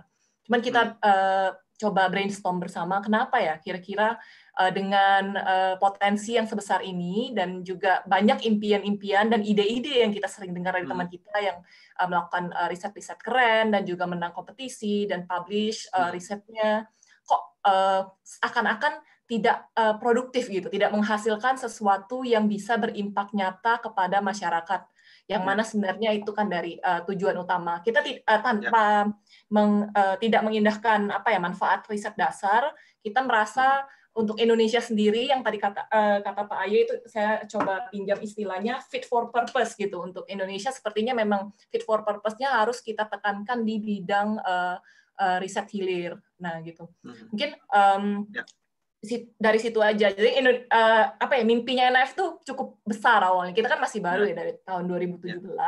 Tetapi dengan mimpi itu kita coba duduk bersama dan kita coba brainstorm kira-kira apa yang kita bisa buat dari NIF. Nah, sekarang NIF udah masuk di sesi kedua. Jadi saya dan Ovi ini terpilih menjadi ketua dan wakil NIF baru tahun lalu 2019, dan kita akan berjalan 2 tahun. Kita sedang di fase sekarang nih semi pematangan lah. Jadi tadi kalau Pak Aye bilang inovasi itu awalnya kayak corong gitu ya, gede terus mengerucut. Nah, kita juga NIF sendiri ini mirip seperti produk inovasi juga. Jadi kita dari yang mimpinya besar, ada masalah, kita coba sekarang mengerucutkan dan kita coba lihat praktisnya NIF bisa menjadi apa. Dan ya harapan ke depannya sih bisa terus berkembang dan lama-kelamaan bisa menghasilkan impact yang nyata. Dan would be really nice kalau bisa bekerja sama juga dengan UGM. Dan Pak Aye ini juga salah satu pembina NIF. Terima kasih Pak Aye. Sekian aja dari saya. Thank you. Oke, good. Ya. Wah. Ini kalau jadi bahan diskusi juga Rida ini misalnya, kira-kira ini Ovi dan Lilis ini, kalau kita bicara dari value chain of innovation, kemudian misinya NIF, tadi sudah dengar ceritanya Pak Hargo gitu kan, dengan ekosistem inovasi di Jogja begitu. Kira-kira potensi koneksi atau kolaborasi apa ini yang mungkin bisa dimunculkan ini untuk mendorong difusi dari inovasi ini untuk masyarakat Indonesia yang lebih luas? Baik, Pak Aye, saya merasa tidak kesepian ini karena adanya Mbak Lilis dan Mbak Ovi ya. Jadi saya nemu teman di sesi malam hari ini. Seriously Pak Hargo. Saya diamanai Pak Hargo belum lama juga, Mbak Lilis baru setahun yang lalu. Nah, kalau Bapak menanyakan itu, saya sepakat sekali tadi Bapak mempresentasikan tentang open innovation. Jadi mudah-mudahan saja memang pada saat ini bangsa Indonesia juga, industri-industri juga sudah memulai membuka kerannya gitu ya Pak. Jadi inovasi-inovasi ini mulai di-share bersama-sama dan memang di Universitas Gadjah Mada pun industri juga mulai melakukan hal seperti itu. Ya, selain karena semangatnya juga sama juga, tentunya ini secara cost juga akan jauh lebih ringan untuk perusahaan dan sinergi bersama ini saya kira memang yang mutlak diperlukan untuk kita bisa mewujudkan cita-cita itu, Pak. Ya. Baik, Pak. Untuk semuanya, jika diizinkan Pak Ahmad Yuniarto dan Pak Hargo, kalau saya panggil question and answer dulu, boleh, bagaimana ya daripada audiens? Oke, silakan. Saya akan coba ya. Temanya malam hari ini sangat menarik dan sepertinya terlalu menikmati begitu ya. Jadi questionnya ini berbobot sekali ada. Saya akan 3 ini mudah-mudahan bisa terjawab semua. Yang pertama dari, mudah-mudahan saya benar memanggilnya Mas Gordon Mangasi ya. What is good for strategic thinking after pandemic COVID-19? And what we must do to create innovation? Strategic thinking yang ditanyakan, kemudian create innovation, something like that. Kemudian yang kedua dari Mbak Rizka Maldavona, apa contoh socio-entrepreneur yang sukses selama pandemi ini? Nah, satu lagi dari Mas Sabtono Jenar, agak panjang ya, saya bacakan semuanya biar fair ya. Pada prinsipnya, innovation is how to change and useful for whole people. My question, bagaimana untuk mendorong inovasi yang bisa dilakukan para entrepreneur atau UMKM yang ada di daerah-daerah tertinggal, disadvantaged region, untuk meningkatkan dan mengelola potensi lokal SDA-nya. Peran kolaboratif Pentahelix sampai di mana dalam mengungkit ide-ide kreatif dan inovatif yang bisa diakomodasi sebagai embrio bisnis berbasis lokalitas. Salah satu yang penting yaitu R&D sepertinya belum memiliki peran yang cukup optimal. Seperti apa R&D yang harus dilakukan untuk mendukung open innovation based on high-tech to upgrade produk UMKM atau BUMDes. Baik, Bapak-Bapak, ya. Ini ada 3 pertanyaan. Ya. Saya kira untuk Pak Hargo Utomo dan ya. Halo. Ya, halo. Untuk Pak Hargo Utomo dan Pak Ahmad Yuniarto, saya berikan masing-masing untuk merespon. Jadi berbagi saja, Pak. Ya. Kira-kira mana yang akan monggo dari 3 pertanyaan tersebut. Silakan. Oke, saya coba jawab dulu dari pertanyaan pertama tadi. Satu hal yang kita lihat dari fenomena pandemik sekarang ini. Jadi kalau dulu berpikir strategik itu semuanya harus dipikirkan dari awal, strategic planning gitu. Sekarang kan susah untuk membuat apa strategic planning. Yang butuhkan sekarang adalah bagaimana kita bukan lagi dengan mudah untuk membuat prediksi apa yang bakal terjadi, tetapi bagaimana kita mendrive apa yang bakal terjadi. Sehingga yang jauh lebih penting dari sekarang adalah bagaimana kita keluar dari jebakan pandemik sekarang ini, to create sesuatu yang kita sebut sebagai avenue. Kalau nggak mau jadi Broadway ya satu avenue sajalah, gitu ya. Satu avenue yang memungkinkan value creation itu terjadi. Sehingga apa yang harus kita lakukan untuk create inovasi sekarang ini, yaitu adalah face the challenge. Ada perubahan. Pak Aye tadi sudah menyampaikan tadi. Problem itu adalah satu sisi lain adalah opportunities. Saya nyebutkan tadi, saya nggak nyebutkan ada problem, tapi challenge. Jadi ini adalah challenge bagi kita untuk keluar dari jebakan kesempitan mengenai situasi pandemik. Berpikir strategiknya adalah kita tidak adaptasi. Kalau adaptasi akan terbelakang terus. Kita harus preemptif, kita harus memulai. Jadi face the challenge. Bahwa ada kesulitan, di balik kesulitan itu ada kemudahan. Itu dalil itu nggak boleh dibantah lagi sudah menurut Pak Aye tadi. Jadi setiap kesulitan ada jalan, ada way out-nya. Beranikah kita menghadapi challenge itu? Maka tadi di slide saya katakan kita butuh nyali, kita perlu nyali untuk mendrive kita untuk melangkah. Ya. Nah, berpikir strategi kalau dulu mikirnya 5-6 tahun, enggak, di depan mata sekarang ini. Jadi antara strategik sama operations, isu operasional sama isu strategik ini gandeng banget sekarang. Yang operasional itu yang strategik sekarang ini. Jadi time frame menjadi semakin sangat pendek. Nggak bisa lagi memprediksi 5-6 tahun. Tadi yang jangankan besok, nanti itu kan harus prediksi, itu kan pendek banget. Tapi kita harus berpikir strategik dalam konteks operasional semacam itu. Jadi menjawab pertanyaan tadi adalah jangan takut menghadapi satu problema yang itu selalu ada way out-nya. Ya, inovasi adalah reka baru yang dipakai untuk value creation. Artinya pandemik ini adalah challenge bagi semua sektor untuk keluar dari jebakan kesempitan dengan sebuah avenue baru. Nah, sambungannya dengan pertanyaan kedua adalah contohnya apa sih social entrepreneur itu? Ini bukan social entrepreneur, bukan entrepreneur sosial. Social entrepreneur itu keberpihakan, gotong royong, kepedulian, care. Maka inovasi yang mengarah pada kepedulian, bukan dengan rasa tamak, bukan self opportunistic untuk dirinya sendiri, tetapi for the sake of the humanity, untuk kebaikan orang banyak. Contohnya apa? Banyak banget. Kita memproduksi misalnya, kalau tadi Pak Aye nyebutkan di inkubator, ini ventilator aja lah. UGM membuat ventilator sekarang ini. Kalau dulu riset buat ventilator itu bisa 1 tahun, 2 tahun. Ini hanya tempo 2 bulan kita bisa menjadikan ventilator yang sekarang ini sedang tahap masuk skala pilot produksi. Akhir bulan ini kita akan produksi massal. Ya kan? Ventilator yang kita produksi adalah ventilator untuk ICU, satu-satunya di Indonesia. Ya kan? Yang diproduksi untuk kepentingan manusia sedunia, khusus di Indonesia tentunya. Dan nggak boleh tamak, harga nggak boleh mahal, karena ini untuk kemanusiaan. Dan kalau kita mau mikir ketamaan, mumpung nggak ada yang pesaing yang kita bisa set harga mahal, tapi kan bukan itu spiritnya, ya kan? Jadi ventilator untuk ICU ini adalah kita satu-satunya di Indonesia. Yang sekarang sedang berproses. Ya, kemudian yang ventilator yang untuk versi keduanya kita sedang berproses untuk pilot production sekarang ini, ya kan? Contoh lain untuk face shield itu yang alat pelindung diri. Ini diproduksi untuk for humanities.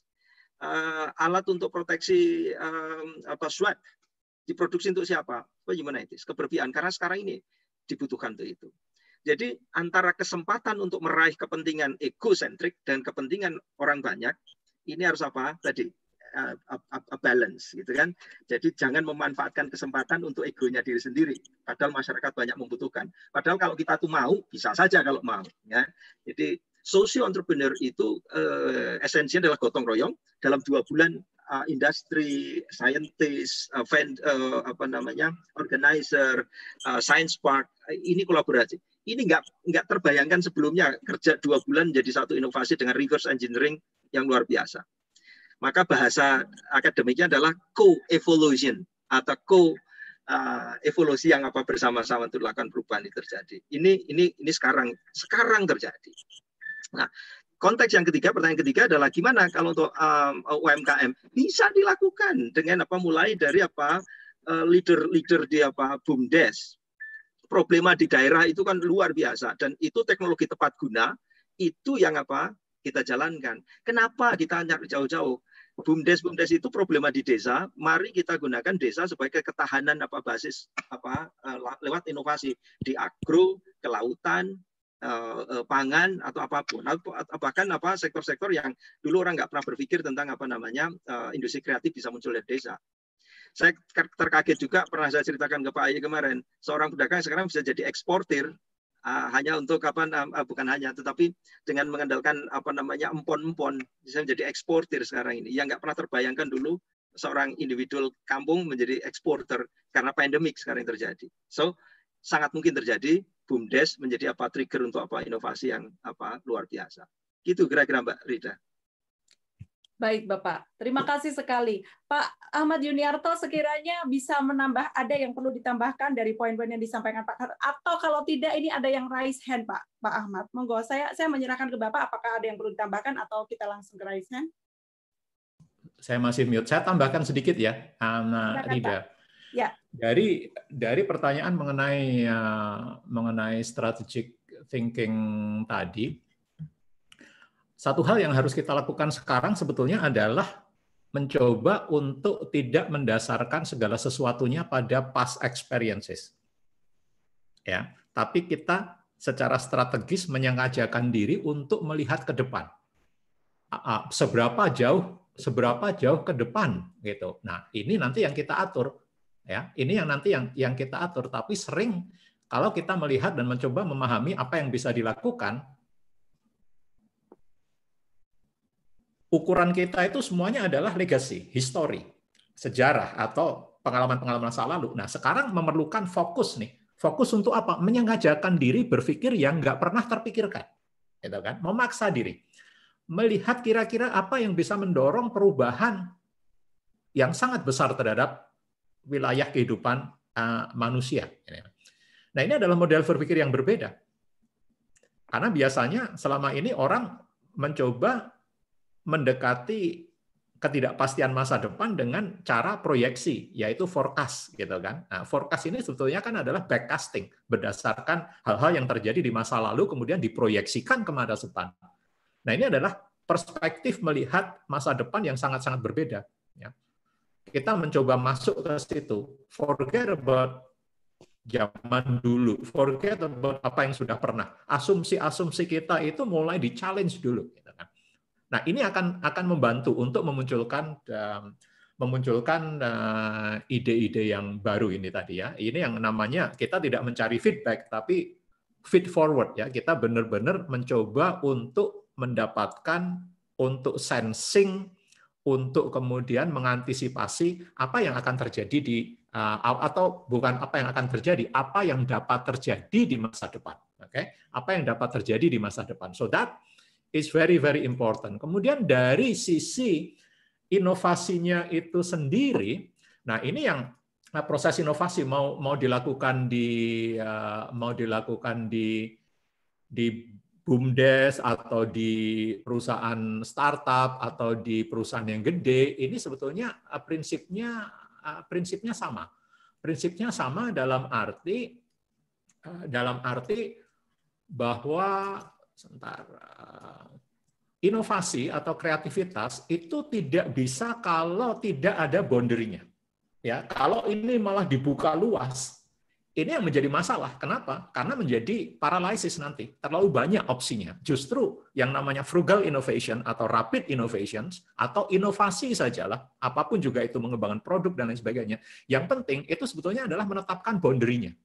Ya, menetapkan boundary-nya. Kita mau punya solusi, tapi kita harus jelas-jelas mengatakan ini loh batasan-batasannya. Misalnya saja, seperti yang dikatakan Pak Hargo tadi, kita harus bangun ventilator. Tapi ventilator ini harus kualifikasi ICU. Itu namanya constraint, itu namanya boundary, gitu kan? Tapi tidak hanya itu saja, satu lagi, harus selesai dalam waktu 3 bulan misalnya. Itu adalah constraint. Itu adalah batasan yang akan membantu proses inovasi. Batasan lain lagi misalnya, total ongkosnya tidak boleh lebih dari sekian, gitu kan, di situ. Kemudian yang lainnya, ini peralatannya harus bisa dibongkar pasang oleh mereka yang belum terlatih dan tidak punya keahlian. Misalnya, ini akan membentuk constraint, membentuk boundary, membentuk batasan-batasan untuk merumuskan solusinya.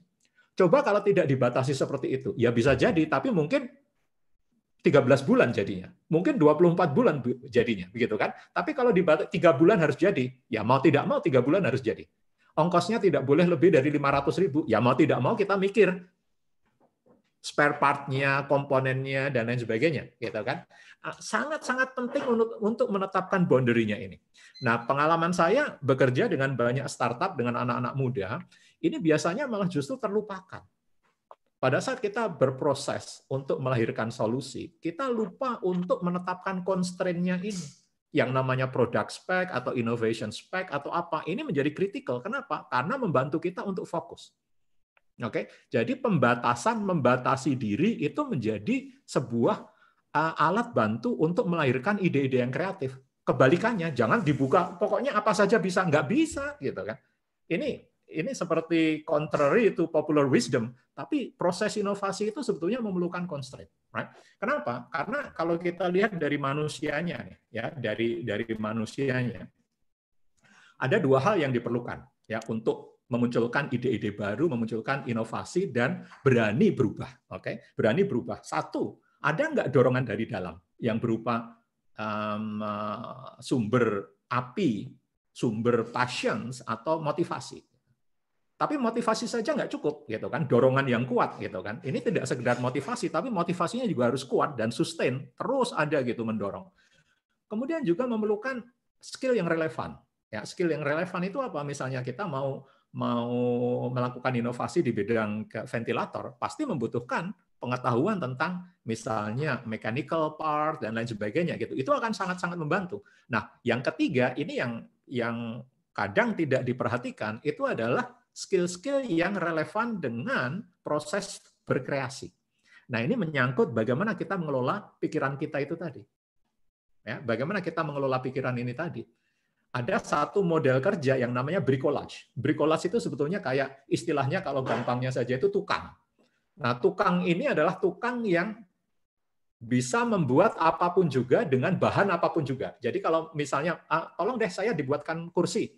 Dia tidak akan kemudian mengatakan bahwa saya perlu bahan ini saja. Kamu punya apa? Ini saya punyanya ini. Oke, saya buatkan berdasarkan apa yang ada, nambahnya dikit-dikit saja. Ya, ini prinsip kerja yang namanya bricolage. Kalau tertarik nanti suatu saat bisa seharian penuh ini belajar bagaimana sih bekerja dengan konsep bricolage. Dan kemudian yang kedua adalah yang namanya metakognisi. Nah, metakognisi ini bisa dikembangkan dengan cara storytelling, dengan cara berdialog, ya. Misalnya itu adalah cara-cara yang paling mudah untuk mengembangkan metakognisi. Ini dari dalam dirinya manusia sendiri, tetapi tidak cukup, gitu kan? Tidak cukup karena kita harus melihat sisi yang lainnya dari sisi masalahnya. Harus ada semacam struktur atau guide untuk kemudian melakukan problem solving, untuk kemudian mencoba mencari solusi. Nah, ini yang dibayangkan bahwa proses inovasi ini bebas sebebas-bebasnya, nggak terstruktur. Tidak seperti itu sebetulnya. Meskipun tidak terlihat proses berpikir, proses brainstorming, proses merumuskan produknya ini seperti apa, ini ada prosesnya, ada guide-nya, dan ada strukturnya. Gitu kan? Nah, struktur ini juga yang misalnya bisa membuat orang itu bekerja otonom. Itu bukan tanpa struktur, ya, it's the opposite. Dengan struktur, dengan aturan, dengan constraint yang tepat, baru orang akan bisa beroperasi seperti itu. Nah, ini yang perlu kita lakukan sebetulnya. Kalau tadi pertanyaannya, bisa nggak ini inovasi ini dilakukan di desa ini? Bisa kok. Yang diperlukan apa? Yang diperlukan adalah fasilitator. Oke, dalam arti praktis yang diperlukan adalah fasilitator. Mereka yang kemudian bisa membantu dalam skala yang sederhana menetapkan prosesnya, merumuskan ini loh nanti guidance-nya kayak gini. Kemudian mengajak mereka untuk berproses. mengeluarkan ide atau memahami masalahnya dulu gitu. Ini masalah yang ada di sekitar kita ini apa sih gitu kan? Ini banyak sekali yang bisa yang bisa dilakukan. Nah, kalau kemudian kita bisa mempunyai banyak sekali fasilitator ya untuk inovasi. Nah, ini saya pikir teman-teman dari NIF juga ini bisa menjadi fasilitator. Siapapun juga kalau mau belajar menjadi fasilitator untuk mendorong inovasi sama sekali bisa dipelajari. Nah, ini akan membantu. Kenapa? Karena nanti akan mengarahkan inovasinya itu menjadi inovasi yang cepat, inovasi yang frugal, yang nggak usah terlalu mewah gitu kan, tapi yang benar-benar simple, sederhana, bisa langsung dimanfaatkan. Nah, di situ. Contoh sociopreneur ataupun socio entrepreneur yang berhasil selama masa pandemi banyak sekali. Dan kemarin saya cerita ke Pak Hargo ini yang bikin jamu, bikin minuman kunyit asam, bikin minuman temulawak misalnya itu kan, ini laku keras di Jakarta dan itu dikirim online dan hampir semuanya itu bukan buatan pabrik, hampir semuanya itu adalah buatan rumah. Yang tadinya sebelum pandemi ini nggak ada produk-produk itu, sekarang tiba-tiba tersedia banyak sekali, kemasannya bagus dan lain sebagainya. Ini adalah salah satu contoh kecil saja ya. Kemudian juga masa pandemi ini saya sudah ketemu dengan 2 startup baru yang berpikir dengan konsep circular economy. Artinya apa? Nggak ada waste. Dan ide ini semakin menguat. Kenapa? Ya karena kesulitan yang ada di dalam pandemi. Nah, ini bagaimana kesulitan ini kemudian memunculkan kesempatan-kesempatan baru. Tapi syaratnya apa? Bahwa prosesnya ini ada, diikuti, ada fasilitatornya, dan kemudian constraint yang digunakan untuk memfokuskan proses berpikir ini benar-benar diperhatikan. Kadang kuncinya justru pada bagaimana menetapkan constraint berpikir ini tadi. Begitu Rida, terima kasih. Ya, terima kasih sekali Pak Ahmad Yuniarto. Saya kira ini apa yang disampaikan Pak Ahmad Yuniarto sangat melengkapi apa yang disampaikan Pak Hargo Utomo. Dan saya perlu menyampaikan kepada peserta webinars malam ini.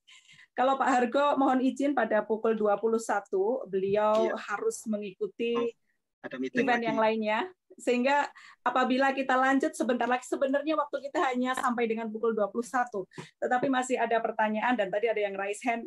Mohon izin juga ke Pak Hargo Utomo untuk kita masih melanjutkan sedikit lagi, mungkin menambah 1 pertanyaan, begitu kita tambahkan di diskusi ini. Dan good luck Pak Hargo, sukses selalu, sehat selalu Pak Hargo. Ya, terima kasih atas waktunya Pak. Pak Aye, saya masih menemani teman-teman di sini nih nanti. Terima kasih. Izin live dulu. Baik Pak. Oke. Para webinars dan Pak Ahmad Yuniarto. Pak Ahmad Yuniarto masih akan menemani kita beberapa saat lagi. Nah, saya tidak bisa membacakan semua pertanyaan, tapi kita ganti saja yang bertanya, kita panggil ya. Kita panggil. Saya minta bantuan Mas Gideon. Kira-kira nama siapa yang kita panggil untuk menyampaikan pertanyaannya? Mbak. Oke, ini ada beberapa penanya. Tadi ada yang raise hand, tapi terus kemudian kayaknya sudah di lower hand. Berarti kita kasih kesempatan untuk teman-teman yang ada di Q&A untuk langsung bertanya saja ya Mbak ya. Silakan Mas. Ini ada mungkin dari Rama Sofian, Mbak atau Mas Rama atau Mbak Rama. Kalau semisal masih ada di situ. Intuisi silakan. Saya mengatakan Mas. Oh Mas ya. Oh Mas ya, betul ya. Ya, silakan. Oke, saya mau bertanya Pak. Di sini kan tadi kan udah diumumkan bahwa innovation itu berasal dari reflective learner ya. Padahal orang Indonesia itu kebanyakan tuh jarang mengetahui tentang reflective lesson. Saya sendiri kalau belajar itu mulai dari kognisi dulu, diajari materi, itu pun udah sulit. Kok sekarang diajari suruh refleksi. Kan di akhir materi disuruh refleksi. Nah, bagaimana cara yang paling ampuh buat kita itu biar bisa dapat refleksi lesson tuh bisa kita dapat gitu. Mulai dari misalkan dari golongan muda juga bisa refleksi itu sampai juga golongan tua. Gimana, Pak? Just do it. Gimana? Ya, karena biasanya kayak gini kan, orang bertanya, ini kan kita tidak terbiasa melakukan reflective learning gitu kan. Ya biasakan. Itu jawabannya gitu kan. Kalau mengharapkan jawaban, oh ini resepnya A, B, C, nggak ada.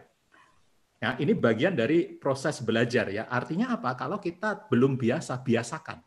Kalau kita misalnya tidak terbiasa untuk merenung, coba deh biasakan merenung. Ya, tidak harus duduk diam. Saya biasanya melakukan proses refleksi ini saat apa? Saat lari. Saya suka lari. Jadi lari saya itu adalah reflective running. Pada saat lari, fokus saya itu, ya saya fokus di jalan, biar nggak nabrak, biar nggak ketabrak, kayak gitu kan. Tapi saya tidak mendengarkan musik. Saya tidak mendengarkan musik. Saya fokus di breathing saya, di pernafasan saya, mengikuti itu. Nah, sambil lari, sambil fokus pada nafas, saya membiarkan segala sesuatunya yang ada di pikiran saya untuk muter-muter saja di belakang. Untuk muter-muter gitu kan. Tidak dipikir tapi juga tidak dilupakan gitu kan. Dibiarkan saja bergolak kayak gitu. Sambil mengingat-ingat apa yang sudah saya lakukan. Masalah ini, pikiran saya seperti apa, alternatifnya apa sambil lari. Biasanya begitu lari selesai akan muncul beberapa wisdom, beberapa insight gitu. Oh, lebih baik kayak gini, coba lagi kayak gini, misalnya kayak gitu kan. Tetapi itu muncul karena apa? Karena dibiasakan dan dipaksakan, Mas. Ya, Mas Rama. Awalnya sangat susah, betul. Tapi kalau susah dan nggak dicoba, ya bakal makin susah, gitu kan? Bakal makin susah. Coba saja, cari waktu, bisa pagi, bisa siang, bisa sore, bisa malam, bisa sebelum tidur. Masing-masing orang bakal menemukan saat yang paling tepat untuk mereka untuk melakukan refleksi. Oke. Kemudian yang kedua, lakukan dengan cara yang senyamannya. Ya, senyamannya. Karena saya tidak suka nulis ini, karena biasanya kalau ditanya kayak gini, banyak orang yang mengatakan, oke, nulis diari. Tapi diari ini bukan untuk curhat-curhat atau apa, tapi menulis diari tentang apa yang dipikirkan, tentang apa yang kita kerjakan selama sehari itu. Right? Ada satu orang teman saya ya, yang sangat jago di dalam melakukan refleksi dengan cara tertulis. Nah, ini juga berdasarkan pemahaman, awareness, kita ini orang yang suka textual, artinya nulis, atau orang yang suka visual, nggak usah ditulis, dibayangkan saja, gitu kan. Saya orang yang visual, sehingga proses refleksi saya itu nggak pakai tulisan. Nah, sekarang Mas Rama, kira-kira orangnya seperti apa? Suka nulis atau tidak? Kalau suka nulis, pakai tulisan untuk melakukan refleksi. Nah, ini kalau dilakukan secara rutin, saya mungkin tidak melakukannya setiap hari ya, gitu kan, di situ. Nggak apa-apa. Kalau misalnya dilakukan sebulan sekali dulu, paling tidak dimulai. Ya, kemudian juga misalnya trik-trik yang lain, misalnya kalau kemudian kita melakukan pertemuan bisnis atau kemudian pertemuan apa gitu, saling bertukar ide, catat saja, ingat-ingat saja, kemudian nanti biarkan saja. Lepas beberapa waktu berikutnya sambil ngopi, sambil apa gitu, coba deh diingat-ingat, di playback itu, orang tadi ngomong apa? Coba diingat ya, ngomongnya apa ya tadi? Kemudian setelah itu apa? Maksudnya apa ya, gitu kan? Maknanya apa? Nah, misalnya cara-cara seperti ini itu yang akan membantu kita masuk ke dalam proses yang namanya refleksi, dan proses refleksi itu yang menjadi proses belajar kita. Ya, terima kasih Pak atas jawabannya. Terima kasih. Pak. Tapi jangan lupa ya, elemen yang paling penting apa? Dipaksa dan dilakukan. Kalau nggak pernah dipaksa, yo mau dikasih tip apapun juga ini yang paling penting itu disengajakan ya, deliberately, disengajakan, dipaksa, dilakukan. Oke. Ya, bisa karena biasa ya Pak. Iya. Kalau Jawa, kalau orang Jawa, saya dari Jogja gitu kan, ada ajaran yang namanya ilmu iku kalakone kanthi laku. Jadi ilmu atau pengetahuan ataupun wisdom itu hanya akan terjadi kalau kita melakukan. Ya, kalau kita menjalani. Nah, sebetulnya ini yang menarik, ini saya cerita saja sekalian di sini ya, Rida ya. Bahwa ajaran Jawa ya, ajaran Jawa yang namanya ilmu itu kalakone kanthi laku, kelihatannya sepele dan deso gitu kan. Tapi sebetulnya ada teorinya. Teori di belakang pepatah orang tua atau ajaran orang tua tadi itu yang namanya embodied cognition. Bahwa manusia dalam mengalami dunia dan dalam mengumpulkan kebijakan-kebijakan, belajar dari apa yang terjadi dan melakukan antisipasi untuk action-nya, itu tidak hanya menggunakan otak, Manusia itu berpikir memproses informasi ini tidak hanya menggunakan otak. Otak ini hanya satu bagian dari proses kognisi manusia. Tetapi proses kognisi, proses mengolah informasi manusia tadi itu didistribusikan. Menggunakan tangannya, menggunakan perutnya, menggunakan kulitnya, dan lain sebagainya. Semuanya terlibat, termasuk gerakannya. Ya, termasuk action-nya. Jadi kalau kita tidak jalan, tidak lari, tidak melakukan, ya pemahamannya akan berkurang. Kenapa? Karena proses kognisinya itu tidak lengkap. Ya. Dari konsep psychological cognitive psychology ini yang namanya embodied cognitions, maka elemen disengajakan dilakukan, ini balik lagi Mas Rama, ini menjadi bagian penting untuk bisa. Ya Pak. Wah, terima kasih Pak Ahmad Yuniarto, komplit sekali. Bapak dan para webinars, masih ada beberapa pertanyaan, tetapi saya membaca tadi sekilas, beberapa pertanyaan sebagian saya kira mudah-mudahan sudah ada beberapa jawaban dari Pak Hargo dan Pak Ahmad Yuniarto yang bisa menjawab beberapa pertanyaan yang muncul. Kayak misalnya how to unlearn gitu. Tadi ada jawaban kita harus fokus, and then make a boundaries. Kemudian sebenarnya ada persatu permohonan saya bilang sih. Saya sampaikan permohonan aja bukan pertanyaan. Dari Nusantara Innovation Forum menuliskan di question and answer tolerance to failure yang terjadi happen di kaitannya dengan Pak Hargo dan Pak Aye dalam proses kita di membangun innovation di lingkungan kita ini seperti apa. Nah, untuk ini Pak, saya sebenarnya pengen mengundang Mbak Lili saja untuk video conference sama kita gitu. Jadi kita bisa langsung sharing karena apa yang kita lakukan kan sama ya Pak ya. Saya kira gitu ya Mbak Lili, jika diizinkan ya. Agar kita bisa tambah kuat ini berjuang. Kita sepakat sekali dengan open innovation yang disampaikan oleh Pak Ahmad Yuniarto tadi. Dan untuk para webinars, misalnya belum tergabung dengan university atau belum tergabung dengan partner-partner yang memungkinkan ide itu, inovasi itu bisa berkembang dengan rush gitu ya. Itu dengan adanya open innovation, everything is possible. Sepertinya begitu ya Pak Aye? Ya, tapi harus dikerjakan ya, karena karena ini yang berat kan mengerjakannya itu kan, termasuk yang di unlearn itu adalah obstacle-nya atau kebiasaan-kebiasaan yang selama ini menghambat kita untuk melakukan itu. Nah, misalnya saja bahwa satu hal yang perlu di unlearn itu adalah perfectionist. Ya, karena being inovatif dan being kreatif itu sebetulnya dimulainya dengan apa? Celebrate the failures, celebrate kegagalan, gitu kan. Tapi kalau tujuannya M-nya ini harus selalu perfect, itu menjadi lawan dari being kreatif dan being inovatif. Nah, kalau ada yang punya kecenderungan untuk segala sesuatunya harus benar, harus perfect, harus sempurna gitu. Nah, ini yang di-unlearn ya. Ini yang di-unlearn. Nggak mudah gitu kan. Tetapi caranya ya mulai bisa aiming untuk being alive gitu kan. Dan bagian dari being alive itu adalah ketidaksempurnaan gitu kan. Ya. Tapi didekatinya dengan cara apa? Dengan cara merumuskan itu tadi constraint-nya, bahwa constraint-nya itu diturunkan sedikit dari being perfect menjadi less perfect tapi fit for purpose. Oke, pas dengan apa yang dibutuhkan. Oke, Pak. Baik, Pak Ahmad Yuniarto, banyak sekali insights yang kita dapatkan dari Bapak dan Pak Hargo Utomo, dan saya dengan sangat berat hati harus stop diskusi kita di jam ini karena akan ada lagi Pak RISE besok.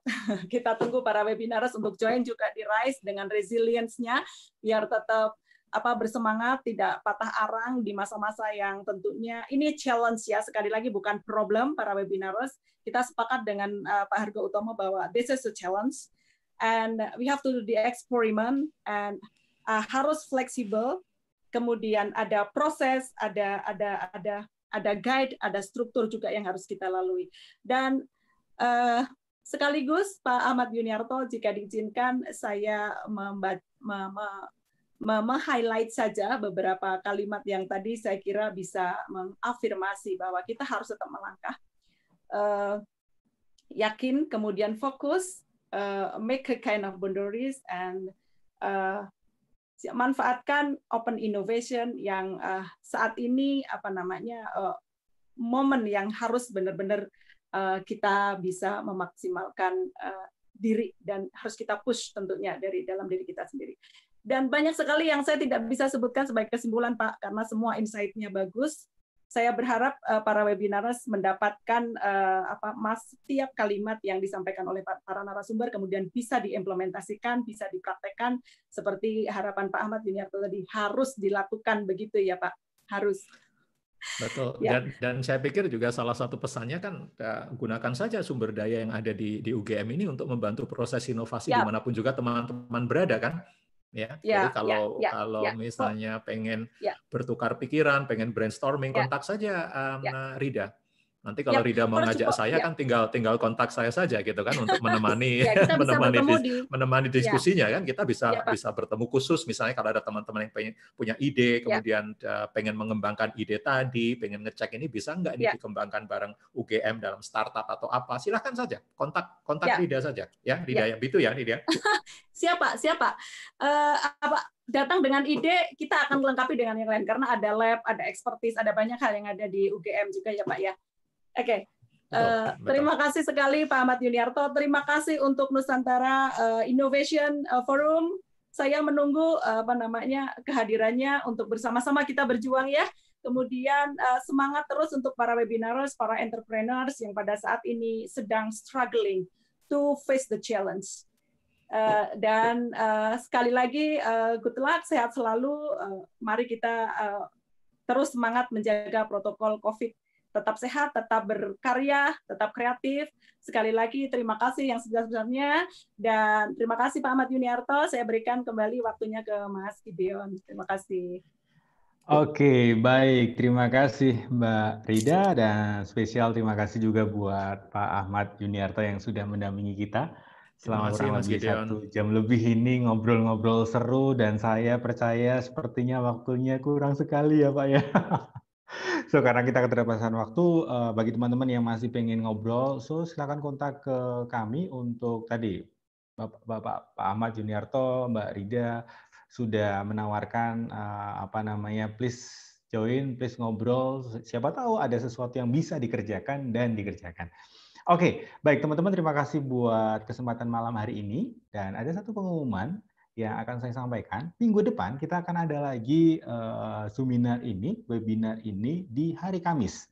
Oke, di hari Kamis 7:30 malam dengan tema rahasia. Oke, supaya apa? Supaya Anda nanti kepoin kami ya, teman-teman bisa kepoin kami di IG di Suaragama FM ataupun IG-nya UGM karena pengumuman link segala macam akan di-share di situ.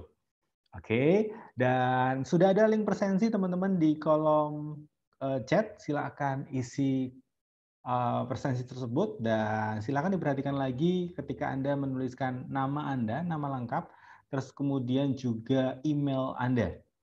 Oke, kami juga berharap emailnya adalah email pribadi karena beberapa waktu yang lalu ada banyak yang emailnya bounce. Jadi email kantor nggak bisa terima dari email luar. Jadi lebih baik pakai email pribadi supaya sertifikat ataupun materi yang mungkin nanti akan dikirimkan akan bisa masuk.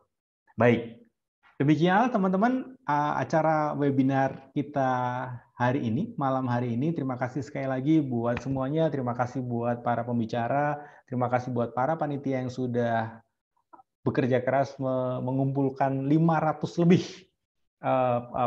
attendees yang sudah join di kelas ini.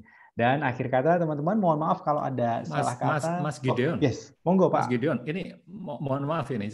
Yes, monggo Pak. Ini ada satu pertanyaan yang sangat relevan dan bagus ini sebetulnya, sangat bermanfaat juga banyak teman-teman startup ini. Boleh saya menyinggung sedikit saja ya? Boleh Pak, silakan Pak. Ini pertanyaan dari Mas Dio Luki Dodianto. Sebetulnya pertanyaan itu sebetulnya penerapan fleksibilitas dan inovasi berkaitan dengan siklus hidup satu produk. Ya, nah karena siklus hidup produk juga menjadi indikator bisnis tersebut akan berkembang, bertahan atau bahkan mengalami declining. Nah ini pertanyaannya Pertanyaan bagus. Kenapa? Karena pertama yang harus dipahami ini dalam siklus satu produk atau life cycle of a product. Produk Anda tadi itu berada di mana? Ya, berada di mana? Karena berada di fase berbeda ini akan punya konsekuensi yang berbeda. Ya, dari sisi inovasi, dari sisi fleksibilitas pengambilan keputusan, gitu kan. Saya pernah misalnya terlibat dalam satu proyek sudah habis $250 juta, kemudian keputusannya apa?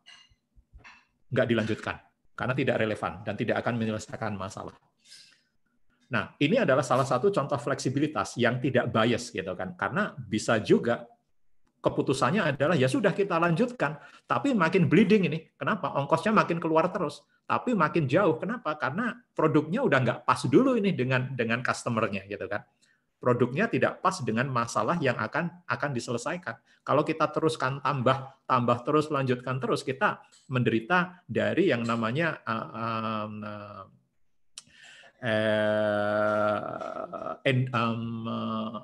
saya jadi lupa istilahnya itu, tapi ada bias dalam proses pengambilan keputusan gitu kan, bahwa karena kita ini sudah mengeluarkan 250 juta mending ya diteruskan saja. Tidak, padahal keputusan yang paling bagus fleksibilitasnya adalah stop. Saya pernah juga menyetop produk dari menjadi komersial, ya tidak jadi komersial padahal sudah habis sekitar $15 juta gitu kan. Kenapa? Karena tidak sesuai. Jadi kita desain ulang lagi nih. Tapi karena ada potensinya, ada customer-nya, dan dia ada di dalam fase bahwa dia ini belum komersil, orang lain belum tahu banyak, kita punya kemampuan untuk memperbaiki itu. Nah, fleksibilitasnya di situ. Akan beda lagi misalnya kalau fasenya produk ini sudah launch, sudah komersial. Ini ada juga siklusnya, mereka ada di mana. Apakah produknya ini nanti mau dimatikan? Apakah produknya ini mau dimodifikasi? Apakah kemudian produknya ini umurnya mau di-extend dengan perubahan-perubahan sedikit misalnya? Nah, ini yang menjadi diskusi menarik itu. Parameternya ada lumayan banyak di sini. Ya, tetapi salah satu pilihannya, salah satu fleksibilitasnya, kalau memang semua informasi itu mengatakan bahwa produk itu tidak pas, kill it. Ya, jangan dilanjutkan lagi.